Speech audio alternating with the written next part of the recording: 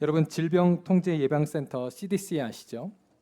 2022년도의 자료에 따르면 미국 성인의 28.7%가 장애를 갖고 있다고 보고를 했습니다. 우리 한국의 경우는 어떨까요? 한국의 총 인구 대비 약 5.2%, 인구수로 따지면 265만 명이 장애인이라고 말합니다. 한국하고 미국하고 좀 차이가 있죠. 그러니까 제가 자료를 좀 찾아보니까 선진국일수록 이게 이제 좀 높더라고요. 그 중에서 또 이제 종교를 갖고 있는 장애인들의 그런 비율을 또 좀 찾아봤는데요. 약 한국의 장애인들 중에 60%가 종교가 있다라고 대답을 했어요. 그런데 현실적으로 한국 교회에 출석하는 성도는 2% 미만이라는 거예요. 자, 이건 지금 무엇을 우리에게 보여줍니까? 장애인 중에 많은 분들이 종교를 갖고 있고 그중에 크리스찬도 있겠지만 교회에 실질적으로 나가는 그러한 성도는 그 비율이 굉장히 적다는 것입니다. 왜 그럴까요? 원인은 장애인을 위한 시설 미비, 성도들의 편견, 전문 사역자들의 한계, 그리고 또 공백, 이런 것들이 복합적인 요인들로 작용하고 있습니다. 제가 이번 달 추천도서로 여러분에게 추천했던 학교 가는 길이 너무 멀어라고 하는 책이 있어요. 아주 작은 책인데 이 책에 제가 이렇게 보니까 여기서 장애를 이렇게 정의하더군요. 신체적, 정신적, 인지적 또는 감각적 장애를 포함하는 것이 총체적인 장애의 개념이라고 말합니다. 또 장애는요, 선천적인 장애가 있고요, 후천적인 장애가 있습니다. 여러분, 이 선천적 장애와 후천적 장애가 서로 비율이 어떻게 될 것 같으세요? 선천적 장애는요, 전체 인구의 3%에서 5% 미만이래요. 그러니까 태어나면서부터 장애를 가지고 태어나는 사람은 3에서 5%. 그러니까 나머지 95% 이상은 후천적 장애인이라는 겁니다. 주로 사고, 질병, 노화 등등을 통해서 후천적 장애인이 되는 것입니다. 그러므로 이 책에 보니까 제가 굉장히 인상적으로 봤는데 누구나 장애인이 될 수 있습니다라는 글귀였어요. 이것을 모르고 우리가 장애인들을 외면하고 또 남의 일처럼 여긴다면 여러분 그것은 결코 옳은 일이 아닐 것입니다. 자, 여러분 오늘 본문에 보시면 우리가 함께 읽은 누가복음 5장에 신체적 장애인에 속하는 한 사람이 등장해요. 모르겠습니다. 그에게 육체적인 문제뿐만 아니라 정신적인 그런 문제까지 있었는지는 모르겠어요. 아무튼 여러분 이 누가복음의 저자인 누가는 의원이잖아요. 의사인 누가는 특별히 중풍병자의 이야기, 이 누가복음과 사도행전을 보면 중풍병자를 주인공으로 한 스토리를 3번이나 기록하고 있습니다. 그런데 이 중풍병은요, 현대의학으로 말하면 뇌졸중 이후에 마비 증상이 생긴 환자라고 볼 수 있어요. 뇌졸중으로는 보통 2종류의 마비가 올 수 있다고 말합니다. 첫 번째는 편마비인데요. 이것은 한쪽 팔과 다리가 이제 마비가 되는 현상이죠. 그리고 사지마비입니다. 이것은 모든 팔과 다리의 전반적인 마비를 뜻하고요. 그 외에도 중풍병자들은 언어 장애를 동반했을 가능성도 높다고 말합니다. 여러분 오늘 본문 18절에도 보면요, 이 사람은 혼자 걸을 수 없었습니다. 그래서 친구들이 침상에 눕혀서 그를 예수님께 데리고 왔습니다. 그리고 그가 예수님께 어떠한 한마디도 했다는 이야기가 기록되어 있지 않아요. 아마도 언어 장애도 포함했을지도 모릅니다. 그런데 여러분 이 전에 또 다른 기적의 기사가 있는데 나병 환자, 오늘날로 말하면 한센병이잖아요. 이 나병 환자의 경우는 그가 예수님께 얼마나 분명하게 이렇게 말하는지 모릅니다. 한 나병 환자가 예수께 와서 꿇어 엎드려 간구하여 이르되 원하시면 저를 깨끗하게 하실 수 있나이다. 그러면서 예수님께 막 자신의 마음을 털어놓아요. 부탁합니다. 그런데 오늘 이 중풍병자는 아무런 그러한 말을 우리가 성경에서 발견할 수 없게 됩니다. 오늘 말씀은 공간복음에 모두 다 기록된 그런 기사예요. 이 말은 굉장히 중요한 말씀이라는 것입니다. 왜 그럴까요? 학자들은요, 이 말씀이 예수님께서 최초로 바로 한 영혼의 죄를 사하신 그러한 말씀이기 때문이라고 봅니다. 죄를 사하는 권세, 그것은 바로 오늘 말씀에도 나온 것처럼 하나님만이 하실 수 있는 그러한 권세였어요. 그런데 오늘 누가 이 일을 하셨습니까? 예수님이 이 일을 하신 것이죠. 자, 그러면 우리 본문으로 한번 들어가 볼 텐데요. 예수님이 중풍병자를 만나신 장소는 어디일까요? 오늘 보니까 한 집에서 중풍병자를 만나시게 됩니다. 그런데 누가복음에는 정확한 기록이 없어요. 근데 누가복음 5장의 전반부에 보면 이곳이 갈릴리 호숫가 주변인 것은 우리가 추정할 수 있습니다. 여러분 아까 제가 이제 공간복음에 이 내용이 다 기록되어 있다 그랬는데 마태, 마가, 복음에도 보면 이 말씀이 기록되어 있어요. 그런데 병행구절인 마가복음 2장 1절에서 2절에 보면 이곳의 장소를 이야기해 줍니다. 한번 같이 읽어볼까요? 시작. 수일 후에 예수께서 다시 가버나움에 들어가시니 집에 계시다는 소문이 들린지라 많은 사람이 모여서 문 앞까지도 들어설 자리가 없게 되었는데 예수께서 그들에게 도를 말씀하시더니 이게 바로 중풍병자의 기사입니다. 지금 여기가 어디입니까? 가버나움이에요.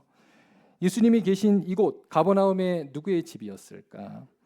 어떤 이들은요 이곳이 예수님의 집이라고 말합니다. 그래서 예수님이 집에서도 쉬지 못하도록 많은 사람들이 그렇게 예수님의 집에까지 찾아와서 예수님을 힘들게 했다는 거예요. 그러나 그보다는요 오늘날 좀 이렇게 책들을 보니까 학자들은요 이곳이 예수님의 집보다는 가버나움에 있던 베드로의 집일 가능성을 더 추정하더라고요. 그곳에서 오늘 사건이 있기 전에 베드로 장모의 열병을 고치는 사건이 있었어요. 여러 고고학적 자료에 따르면 이곳은 그 이후 당시 예수님의 가버나움 사역의 중심지가 된 것으로 그렇게 여겨집니다. 또 기독교 초기 때부터 이 집이 교회로도 사용된 흔적이 있어요. 자, 제가 한번 사진을 몇 개 한번 보여드리겠습니다. 첫 번째 사진, 이거는 이제 고고학자들이 발견한 그런 집터인데요. 여러분 저 위에 보시면 이제 팔각형 모양 보이시죠? 분수대처럼. 저게 이제 베드로의 집터로 그렇게 추정이 되고요. 그다음 밑에 보시면 이제 막 기둥이 올라가 있죠. 저게 이제 가버나움 회당 터로 그렇게 추정이 되는 장소입니다. 다음 그림 한번 또 보여주세요. 자, 이거는 뭐냐면 1세기 당시의 유대인들의 지배 구조예요. 자, 이렇게 이제 스케치를 했는데 한번 칼라를 입혀보겠습니다. 그 다음 그림, 네, 이렇게 우리가 볼 수 있다는 거예요. 당시에는 이곳은 이제 현무암 지대입니다. 현무암. 그래서 현무암으로 그렇게 벽을 쌓고 여러분 지금 지붕이 어떻습니까? 평평하죠. 그래서 우리로 말하면 뭐 이렇게 고추도 널고 뭐 이렇게 나물도 넣을 수 있는 그러한 장소였어요. 실질적으로 이스라엘 사람들도 그렇게 했다고 합니다. 그리고 이제 이 지붕을 보세요. 이게 지금 세면이 아니잖아요, 그죠? 보면은 집으로 되어 있고 나뭇가지로 되어 있고 여러분 지난주에 우리 지지난주에 보았던 종려나뭇가지 이런 것들 사용하고 또 흙으로 이렇게 덮은 그러니까 이제 지붕을 걷기가 수월했다는 것이죠. 자, 하나 더 사진 보겠습니다. 이거는 뭐냐면 지금 이제 현재 여러분이 이스라엘에 가시면 그 베드로의 집터에 지은 베드로 기념교회예요.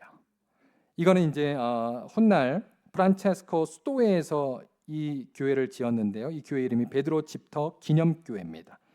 비잔틴 시대의 모양과 같이 팔각형으로 공중에 띄어 있는 것처럼. 그래서 여러분 보시면 이게 마치 갈릴리 호숫가에 떠 있는 배와 같은 그런 형상이래요. 그래서 베드로의 집터 기념 교회가 되겠습니다. 자, 오늘 이제 우리가 본문으로 한번 들어가서 오늘 본문의 내용의 핵심 우리가 묵상하기 원하는 질문이 두 가지가 나옵니다. 첫 번째는 친구들의 믿음에 대한 거예요. 왜냐하면 예수님께서 그 친구들의 믿음이 얼마나 대단했으면 그 친구들의 믿음을 보시고 오늘 이 사람에게 죄 사함의 은혜를 허락해 주셨다라고 하는 것이죠. 그다음 두 번째는 예수님의 죄 사함의 그러한 특징입니다. 오늘 본문이 예수님이 영혼의 죄를 사하신 첫 번째 본문이라 그랬잖아요. 한번 이 내용에서 우리가 좀 특별한 부분들을 한번 묵상해 보기를 원합니다. 자, 첫 번째입니다. 친구들의 믿음에 대한 거예요.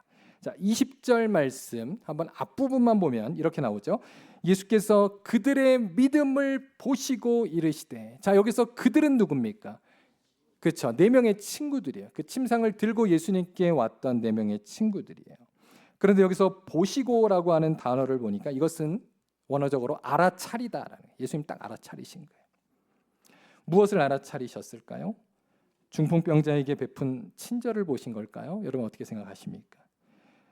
오늘 말씀을 묵상해 보면요, 이 4 친구들은 자기 일도 아니고 중풍병자를 위해서 여러 가지 어려운 일들을 기꺼이 감수하는 모습을 보게 돼요.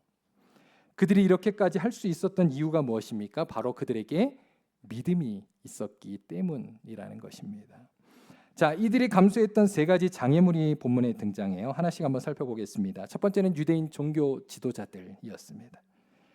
당시 구약 시대의 사고를 가지고 있었던 유대인 종교 지도자들은요, 신체 마비와 같은 장애인들은 하나님의 심판을 받은 그러한 사람들이라고 생각했어요. 그리고 이러한 장애와 같은 질병은 바로 하나님의 심판에 대한 원인으로 생긴 질병이라고 인식했습니다. 특별히 구약의 이제 레위기 21장에 보면 제사장 자격에 대한 규정이 나와요. 그런데 제사장이 될 수 없는 사람의 그러한 조건 중에 하나가 뭐냐면 신체에 흠이 있는 사람입니다. 그러니까 아무리 레위 지파 사람이고 믿음이 좋고 막 그래도요, 신체에 흠이 있는 장애를 가진 사람이면 제사장이 될 수 없었던 거예요. 이 같은 율법 조항들이 시간이 지나면서 확대 해석되기 시작한 것이죠. 그래서 장애인은 하나님 앞에서 부정한 존재로 간주되기 시작합니다. 따라서 이들은 구약시대 때 종교의식이라든가 공동체 예배, 심지어 성전에 출입되는 것도 제한받았어요. 이것이 이제 구약시대뿐만 아니라 이제 신구약 중간기로도 이어지게 됩니다. 여러분, 우리 개신교에서는 성경 66권만 정경으로 믿지만 가톨릭에서는 성경 7권이 더 들어가는 거 아시죠? 외경 들어보셨잖아요. 네, 그 이제 신구약 중간기 때 기록된 마카비서라는 게 있어요. 마카비 1, 2, 3, 4서가 있는데 그 중에 이제 3서 2장 22절에 보면 이런 말씀이 있습니다. 그는 의로운 심판을 받아, 그죠? 심판을 받아 팔 다리가 마비되고 말을 할 수 없었다, 그렇게 기록이 되어 있습니다. 이처럼 바로 장애를 하나님의 심판으로 연결하고 있다는 거예요.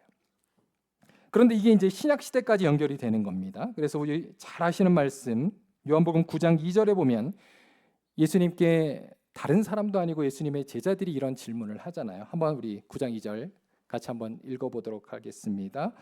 이 사람이 맹인으로 난 것이 누구의 죄로 인함이니까? 자기니까 그의 부모이니까 그랬어요.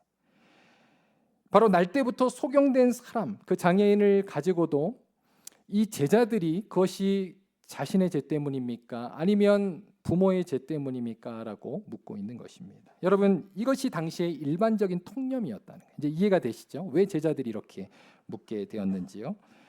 그런데 이 네 명의 친구들은 당시에 그러한 정말 구약의 그러한 신학과 또 유대인들의 부정하고 죄인 취급하는 중풍병자를 위해서 이들이 헌신한 겁니다. 그들 역시 조롱과 비난을 함께 받을 수 있는 상황을 감수한 거예요. 기꺼이 그의 침상을 듣고 예수님께 나아가는 헌신을 한 것입니다. 이것은 단순한 친절 이상이었다는 거예요. 그런데 이제 나가는데 두 번째, 세 번째 장애물을 또 만나게 되죠. 두 번째는 오늘 19절 상반절에 보면 무리 때문에 들어갈 길을 얻지 못했다 그랬어요. 많은 무리들이 그 집 안에 또 집 밖에 머물고 있었던 것입니다. 여러분, 이것은요, 이제 4명의 중풍병자의 친구들이 도저히 그 예수님이 계신 집 안으로 들어갈 수가 없었던 거예요. 여러분, 이때 한번 상황을 생각해 보시기를 바랍니다. 예수님의 그 기적을 보려고 얼마나 인산인해를 이루었겠어요. 이거는요, 뭐 지금처럼 줄을 쫙 서가지고 쎄치기 한 게 아닙니다. 꽉 차 있는 그 무리들 가운데서 이들이 도저히 들어갈 수 없었기 때문에 지붕으로 올라가는 선택을 했다는 것이죠. 그 다음 세 번째는요, 지붕이 이제 그들을 또 가로막고 있었어요.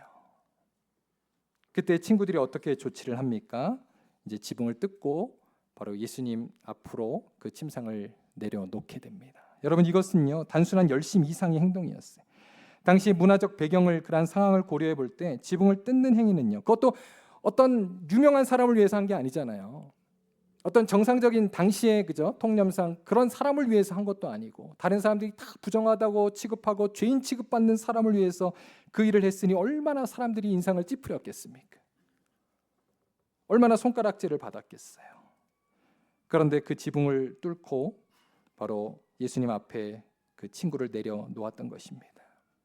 이것은 사실 그 집주인에게도 매우 당황스럽고 무례한 행동이었을 것입니다. 그러나 오늘 말씀을 보니까 예수님께서는 그 행동을 믿음으로 받아들이셨다는 거예요. 그리고 그 집주인이 누구인지는 모르지만 그도 바로 이러한 믿음으로 그 사실을 받아들이지 않았을까 생각합니다. 결과적으로 예수님께서 보신 친구들의 믿음은 무엇입니까? 그들의 믿음은 단순한 그러한 친절이 아니라 바로 예수님이라면 고쳐주실 것이라는 그러한 확실한 믿음과 그러한 간절함을 의미하는 것입니다. 여러분, 지금 살펴본 대로 친구들의 이 믿음이 바로 그들의 행동을 이끌게 되었다는 거예요. 그래서 예수님께 중풍병자를 데리고 오는 결정과 유대인들의 그 종교적인 비판과 또 시선, 그러한 무리들의 장벽에도 불구하고 그들은 포기하지 않고 지붕을 뚫어 바로 예수님 앞에 친구를 내려놓았던 것입니다. 이처럼 우리가 행하는 여러분 믿음의 행위는요, 결국 우리의 믿음과 정비례한다는 사실입니다. 여러분 믿으십니까? 여러분이 하는 그 믿음의 행위, 여러분 그것을 통해서 우리의 믿음의 깊이를 알 수 있다는 거예요. 우리 교회도 마찬가지입니다. 여러분 주님을 사랑하는 우리 교회라면 정말 우리 교회가 단순히 우리가 남들이 하는 그러한 사역과 그러한 모습으로만 섬기는 것이 아니라 남들이 보지 못한, 예수님 그러셨잖아요. 작은 자에게 하는 것이 곧 내게 하는 것이라고 말씀하셨습니다. 그렇기 때문에 그 작은 자들에 대한 그러한 믿음의 행위가 있어야 한다는 것입니다. 특별히 우리는요, 우리 교회에 있는 그러한 오늘 장애인 주일을 맞이하여서 여러분 장애인들을 대할 때 우리는 그들이 바로 예수님 앞에 함께 나아갈 믿음의 친구요 동역자로 볼 수 있는 그러한 우리의 시선이 될 수 있기를 바랍니다. 장애인들은 단지 우리가 도와야 하고 또 우리가 섬겨야 하는 그러한 대상이 아니고요, 우리의 친구요, 우리의 가족이요, 동역자라고 하는 것입니다. 그러므로 자연스럽게 이게 연결이 되는 것이죠. 그들이 우리와 함께 교회에서 정말 마음껏 예배드리고 또 편안하게 그렇게 이곳에서 믿음 생활할 수 있도록 우리가 도와주어야 한다는, 그것이 특별한 일이 아니라는 것입니다. 그런 의미에서 우리 안에 있는 편견과 같은 심리적인 장벽을 허물어야 합니다. 그리고 또 예배에 불편함을 주는 물리적인 장벽을 우리는 제거해야 돼요. 그리고 또 주님께 나아가는 길을 막는 영적인 장벽을 허무는 그러한 교회가 되어야 한다는 것입니다. 그럴 때 주님도 우리의 믿음을 칭찬하실 줄로 믿습니다. 여러분 우리는 근데 그렇게 생각할 수 있어요. 목사님, 그러나 그분들은 소수잖아요. 얼마 되지 않잖아요. 우리가 그들을 위해서 그렇게 많은 물질과 또 헌신을 해야 합니까? 라고 이야기할 수 있습니다. 그러나 여러분, 우리가 먼저 노력하지 않으면요, 결코 우리 장애인 성도들이 주님께 나아갈 길을 우리도 막고 있는지도 모릅니다. 그리고 또 이것은 꼭 장애인 성도들만을 위해서 이야기하는 것이 아니라 우리 교회 안에 있는 정말 어린 아이들, 그죠? 그리고 정말 연약한 그러한 노약자들, 또 성도님들, 또 많은 그러한 지체들을 위해서 우리는 이 말씀을 우리는 적용해야 한다는 것이죠. 지금 이제 여러분 일리노이에 가면 시카고에 윌로우 크릭이라는 교회가 있어요. 네. 이 교회가 이제 한때 엄청나게 부흥했고 지금도 이제 미국 안에서 굉장히 복음주의권 안에서 아름다운 그런 성장한 교회입니다. 그런데 그 교회가 이제 한창 부흥할 당시에 사람들이 그 교회의 그 부흥의 이유가 무엇인지가 궁금했어요. 그런데 그때 그 교회는 이렇게 대답을 했습니다. 우리 교회는 교회 안에서 가장 어리고 가장 연약한 자들이 주인인 교회입니다. 이렇게 소개를 했어요. 이런 생각의 시작은요, 사실 단순한 깨달음에서 시작이 되었다고 해요. 이제 그때 당시 이제 은퇴하셨지만 담임 목사님이었던 빌 하이베스 목사님은 이런 대답을 했습니다. 본인 교회에 이렇게 경비원, 아마 이제 교회가 이제 성장하고 크다 보니까 이제 사설 경비 업체 주일에 이렇게 맡겼던 것 같아요, 보안을. 근데 여러분 사실은 예전에는 경비원이 아니라 문직이라고 하면 사람들이 무시하고 그죠? 또 그랬지 않습니까? 그런데 이제 사설 경비 업체에 딱 맡겨 놓으니까 틀리더라는 거예요. 그분들의 모습이 멋있는 탁 그죠? 옷을 입고 모자를 탁 쓰고 오히려 교회 주인처럼 막 호루라기 부르면서 막 절로 가라 그러고 이런 모습을 보면서 비라벨치 목사님이 하나님의 딱 영감을 받은 거예요. 그러면서 이런 생각을 했답니다. 우리 교회도 제복을 입은 저 경비원들처럼 우리 교회에 사람들이 무시하고 외면하는 그러한 약한 사람들이 오히려 교회 안에서 주인처럼 당당히 신앙생활을 할 수 있다면 얼마나 좋을까, 이런 생각을 했다는 거예요. 그래서 뭐 지금은 이제 일반적입니다만 그 당시에 벌써 몇십 년 전이에요. 그래서 교회에서 획기적인 일들을 하죠. 보통 교회들은 성인들, 장년들을 위해서만 교회 모든 것들을 다 이렇게 중심적으로 하잖아요. 그런데 어린이를 위한 예배실 이런 걸 이제 꾸미기 시작한 거예요. 딱 예배당에 들어가면 어린이 완전히 캐릭터로 애들이 와서 그냥 뿅 갈 수 있도록, 그리고 또 장애인을 위한 그러한 시설들, 또 예배당 이런 것들을 갖추기 시작한 겁니다. 그러면서 이 교회가 정말 건강한 교회로 그렇게 성장할 수 있었다라고 목사님은 고백하고 있습니다. 여러분 하나님께서 칭찬하시는 믿음은 이처럼 우리의 믿음의 고백이 사랑의 행동으로 이어져야 하는 줄로 믿습니다. 예수님도 보세요. 예수님이 그 99마리보다 잃어버린 그 한 마리를 정말 간절히 찾으시려고 그 길을 나서시지 않습니까? 한 마리 찾아라. 그리고 막 예수님이 그냥 소리만 치신 게 아니에요.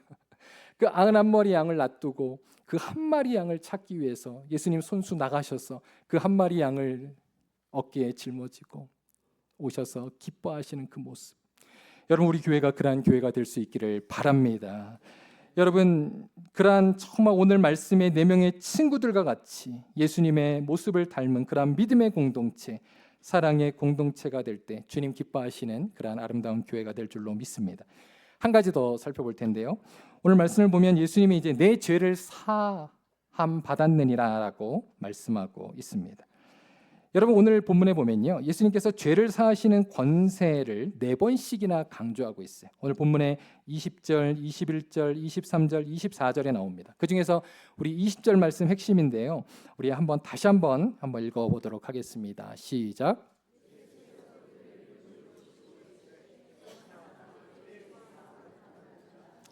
아멘. 자, 이 이야기를 듣고 지금 종교 지도자들은 어떻게 했습니까? 막 격하게 반응하기 시작합니다. 말이 되는 신성 모독을 하는 자가 누구인가 하면서 막 예수님을 쏘아붙이기 시작했어요. 왜냐하면 죄를 사할 수 있는 권세는 오직 하나님만이 하실 수 있기 때문입니다. 또 구약 시대 때는요, 적합한 그러한 제사의 절차에 따라 그렇잖아요. 세우신 제사장들만이 이러한 고백을 사람들에게 할 수 있었기 때문입니다. 당시 이 죄는요, 신성 모독죄에 간주될 수 있어요.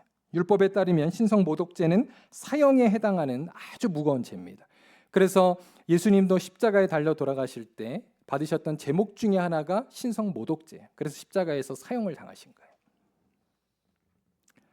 하지만 예수님은 그들의 그 위협에 조금도 물러서지 않으시죠. 그리고 당당하게 죄사함의 권세를 선포하셨습니다. 누가복음 5장 24절의 상반절에 보면 이렇게 또 말씀하시죠. 그러나 인자가 땅에서 죄를 사하는 권세가 있는 줄을 너희로 알게 하리라 하시고 그랬습니다. 여기서 예수님이 사용하신 인자, 사람의 아들이라는 이 표현, 이것은 이제 다니엘서를 인용한 건데요. 이것은 사람의 아들이라는 그냥 단순한 뜻을 넘어서 즉 메시아의 하나님의 아들로서의 권세를 가진 존재임을 말하고 있다. 그러므로 죄를 사하는 권세가 내게 있음을 예수님은 당당하게 그들에게 보여주신 것입니다. 여러분, 예수님께서 그런데요, 중풍병자에게 행하신 게 무엇입니까? 오늘 본문에 보니까 그의 병을 먼저 고치지 않으셨어요. 무엇을 먼저 하셨습니까? 그에게 죄를 먼저 사해 주셨다라고 하는 것입니다. 바로 예수님께서 보실 때 중풍병자에게 더 필요하다고 여기신 것은 죄를 용서받는 것이었어요. 물론 이것이 이 사람의 죄가 그 질병을 일으켰나 보다. 여러분, 이렇게 해석하진 않았으면 좋겠습니다. 물론 그럴 수도 있습니다만 예수님은요, 결코 어떠한 질병과 장애를 죄와 연결시키지 않으셨다라고 하는 것입니다. 그것이 바로 유대인들과 예수님이 보시는 관점의 차이였어요. 그러므로 우리도 장애를 입은 자들을 여러분 편견을 가지고 그렇게 보아서는 안 된다는 것이죠. 그런데 오늘 말씀을 보면 예수님은 중풍병자에게 일방적으로 그 제사함의 은혜를 베푸시는 것을 보게 돼요. 이게 이제 특징적인데요. 자, 이것과 관련해서 우리는 이런 질문을 할 수 있겠습니다. 오늘 예수님께서 일방적으로 중풍병자의 죄를 사해 주시는 모습을 우리 주변에 지적 장애인이라든가 갓난아기들, 스스로 믿음을 고백할 수 없는 그러한 연령의 아이들, 그리고 치매 노인들의 구원과도 우리가 한번 연결시켜 볼 수 있다라고 하는 것입니다. 여러분, 혹시 지적 장애인들 그리고 어린 아이들의 그러한 구원에 대해서 생각해 보신 적이 있습니까? 네, 저한테도 그렇게 또 질문해 주시는 우리 성도님들도 계셨어요. 여러분, 한번 어떻게 생각하십니까? 또 치매 걸린 그 노인들, 치매 걸리기 전까지는 믿음 생활 참 잘하시고 누구보다도 열심히 믿음 생활하시고 성경을 사랑하셨던 분인데 치매 걸리셔서 더 이상 예수님도 모르고 믿음이 무엇인지 구원이 무엇인지도 모르는 상태에 있는 분들, 여러분, 그러면 그분들의 구원은 어떻게 되는 것입니까? 그분들의 구원은 취소된 것입니까? 여러분, 이 질문은요, 우리가 장애인들에 대한 영적인 장벽을 제거하는 질문이에요.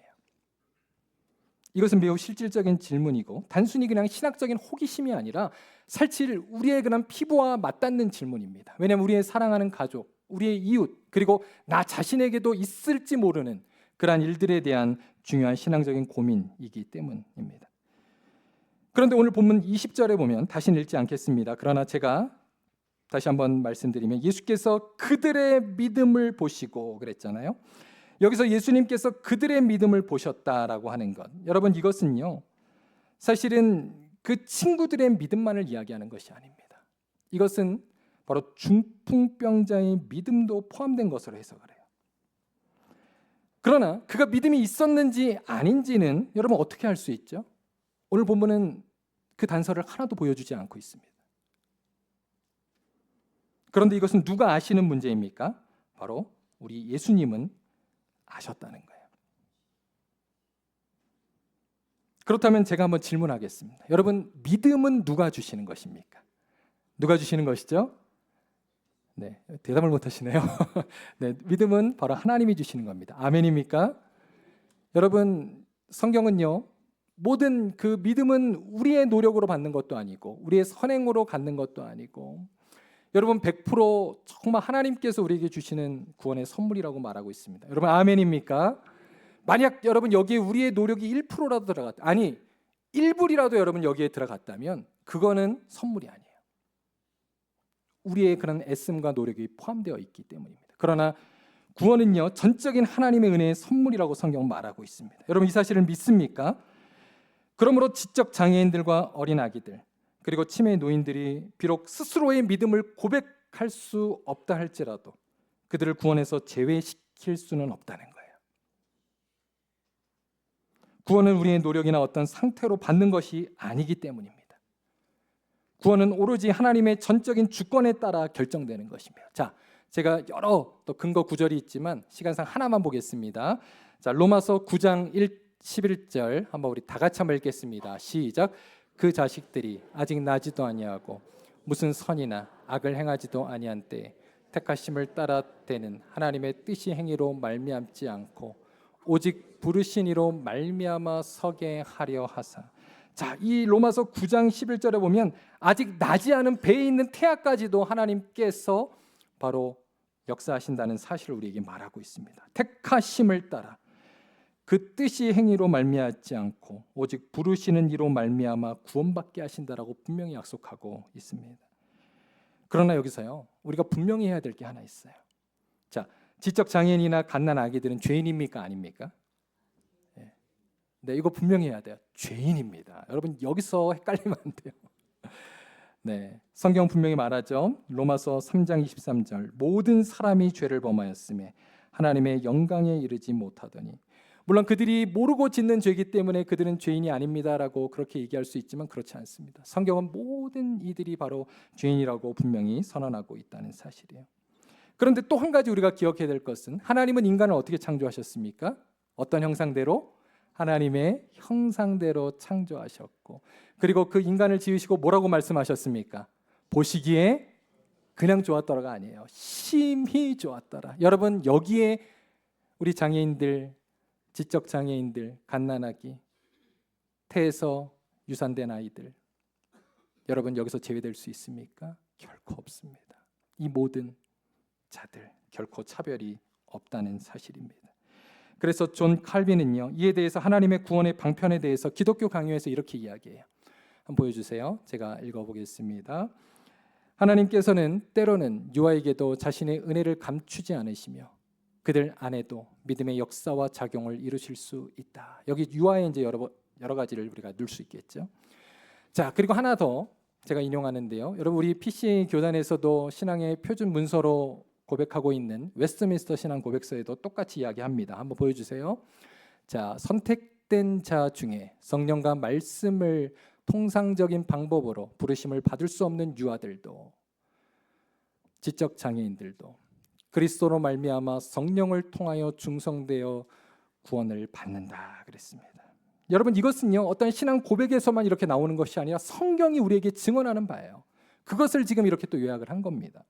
여러분 성경에서도 우리에게 가르쳐주고 있잖아요. 특별히 요나서에 보면 마지막 말씀에서 주님 이렇게 고백하시죠. 이 큰 성읍 니느웨는 좌우를 분별하지 못하는 자가 12만여 명이요 가축도 많이 있나니 내가 어찌 아끼지 아니하겠느냐 하시니라. 여러분이 주님이 아끼시는 그 사람들 가운데 여러분 갓난아기가 빠질까요? 여러분 과거에는요 지금보다 장애인 숫자가 훨씬 많았어요. 왜냐하면 의료가 발달하지 않았기 때문에. 그들도 주님 사랑하시는 영혼인 줄로 믿습니다. 자, 그리고 그뿐 아니라 구약에 보면 여호수아도 이렇게 고백하죠. 나는 나와 내 집은 여호와를 섬기겠노라 그랬어요. 내 집에는 여러분 아이들도 다 포함되어 있을 거 아니에요. 또 신약의 고넬료의 가족도 구원을 받았고 사도행전의 빌립보 간수의 가족이 모두 세례를 받고 구원을 받게 됩니다. 거기에는 분명히 모든 이들이 다 포함이 되어 있다는 사실입니다. 이처럼 구원은 전적인 하나님의 주권의 은혜예요.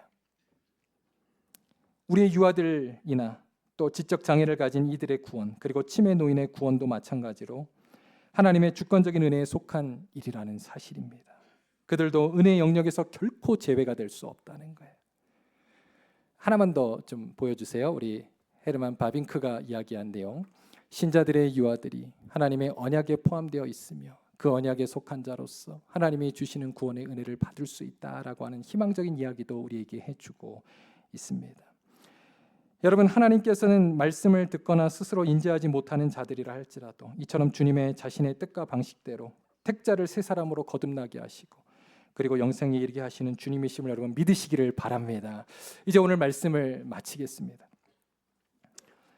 여러분, 예전에 한국에서 제가 이제 고등학교 청년 됐을 때 한국에 신촌에 민들레 영토라는 카페가 있었어요. 혹시 아세요? 네, 저랑 이제 비슷한 네, 세대분들은 좀 아실 텐데 그게 한때 굉장히 한국에서 이렇게 젊은 사람들에게 큰 인기를 얻었습니다. 그래서 한국에 막 20여 개 그런 지점이 생겼어요. 그런데 지금 찾아보니까 이제 한 개 남았더라고요. 경희대점에. 지금 뭐 스타벅스라든가 이런 프랜차이즈들이 많이 생기면서 지금 다 사라져 버렸어요.